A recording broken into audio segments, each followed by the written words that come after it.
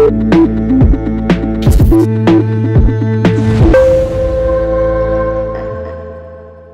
उनसे बड़ा फकीर। ईमानदारी वाली बात पर गहलोत ने पीएम मोदी को दिया जवाब। सीएम अशोक गहलोत ने कहा कि कांग्रेस पार्टी में कोई मतभेद नहीं है और सभी फैसले सर्वसम्मति से लिए जा रहे हैं। सीएम गहलोत ने अपनी सरकार के खिलाफ विद्रोह पर कहा कि मैंने माफ करो और भूल जाओ की नीति अपनाई है। राजस्थान में विधानसभा चुनाव की तारीखों का ऐलान हो चुका है और इस बीच राज्य के मुख्यमंत्री अशोक गहलोत ने दिल्ली में प्रेस कॉन्फ्रेंस कर कई बातें रखी। सीएम गहलोत ने कहा कि कांग्रेस पार्टी में कोई मतभेद नहीं है और सभी फैसले सर्वसम्मति से लिए जा रहे हैं। सीएम गहलोत ने अपनी सरकार के खिलाफ विद्रोह पर कहा कि मैंने माफ करो और भूल जाओ की नीति अपनाई है। इस प्रेस वार्ता में गहलोत ने प्रधानमंत्री नरेंद्र मोदी को भी जवाब दिया। गहलोत ने कहा कि प्रधानमंत्री नरेंद्र मोदी कहते हैं कि वो सबसे बड़े ईमानदार हैं। मैं कहता हूं मैं उनसे बड़ा ईमानदार हूं। सीएम गहलोत ने कहा कि मैं उनसे बड़ा फकीर हूं। अशोक गहलोत ने कहा मोदी कहते हैं कि मैं गहलोत से बड़ा ईमानदार हूं, तो मैं कहना चाहता हूं कि मैं मोदी से भी बड़ा